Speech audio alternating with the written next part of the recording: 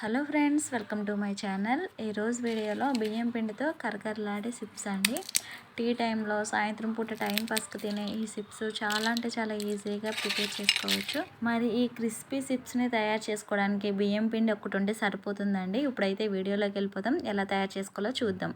పిండి కలుపుకోవడానికి వీలుగా ఉండేలాగా ఎడలపాటి ఒక గిన్నె తీసుకోండి. అందుట్లో ఒక కప్ అయితే బియ్యం పిండి వేసుకోవాలి. చిప్స్ గుల్లగా రావడానికి నేను ఇక్కడ ఇందుట్లో 1 టేబుల్ స్పూన్ అయితే నెయ్యి వేస్తున్నాను. నెయ్యికి బదులుగా మీరు బటర్ వేసుకోవచ్చు. పాల మీగడ ఉంటుంది కదండి, అది కూడా వేసుకోవచ్చు. లేదంటే 1/2 టీ స్పూన్ వంట సోడా వేసుకోండి. రుచికి సరిపడా సాల్ట్ వేసుకొని, కొద్దిగా పసుపు వేసుకొని, 1 టేబుల్ స్పూన్ కారం వేసుకోండి.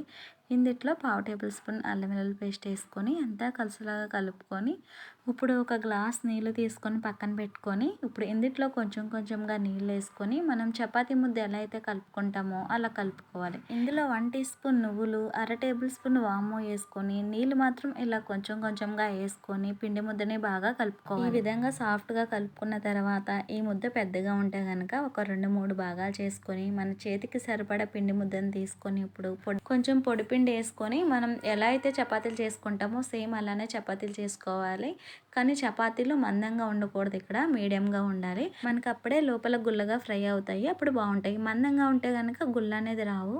పిండి కూడా గట్టిగా ఉండకూడదు, కలిపేటప్పుడు మనకి సాఫ్ట్గా ఉండాలి. ఈ విధంగా కట్ చేసుకున్న తర్వాత ఇలా మనకు నచ్చిన షేప్లో కట్ చేసుకోవచ్చు. డైమండ్ లేదంటే స్క్వేర్ టైప్లా కూడా కట్ చేసుకోవచ్చు. ఇలా నైఫ్ తీసుకొని కట్ చేసుకోండి. సైడ్ని మనం కట్ చేసుకున్నాం కదా అడ్జస్ట్, దాన్ని మళ్ళీ చపాతీ ముద్దలా కలుపుకొని సేమ్ చపాతీలాగా చేసుకొని మళ్ళీ కట్ చేసుకోవచ్చు. లేదంటే వాటిని చిన్నగా కట్ చేసుకొని ఫ్రై చేసుకుంటే వీటికన్నా అవి ఇంకా టేస్టీగా ఉంటాయి. మీకు నచ్చినట్టు చేసుకోండి.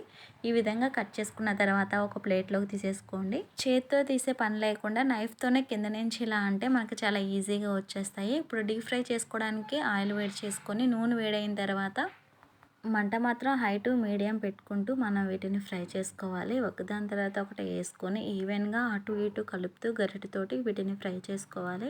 ఇవి లైట్ గోల్డెన్ కలర్ వచ్చిన తర్వాత వెంటనే తీసేసుకోవాలి. మరీ కలర్ మారనివ్వకూడదు. సేమ్ ఇలానే మిగిలినవి కూడా ఫ్రై చేసుకోవాలి. చాలా ఈజీ ప్రాసెస్ అండి. మీరు తప్పకుండా ట్రై చేయండి. మీకు ఈ వీడియో నచ్చితే కనుక తప్పకుండా లైక్ చేయండి, షేర్ చేయండి. నా ఛానల్ ఫస్ట్ టైం చూస్తే కనుక సబ్స్క్రైబ్ చేయండి. ఎంతో సులభంగా ఈ బియ్యం పిండి చిప్స్ తయారు చేసుకోవచ్చు. చూసారు కదండి, మీరు తప్పకుండా ట్రై చేయండి. పిల్లల కాడ నుంచి పెద్దవాళ్ళ వరకు ప్రతి ఒక్కరు ఇష్టంగా తింటారు. Okay friends, thank you for watching.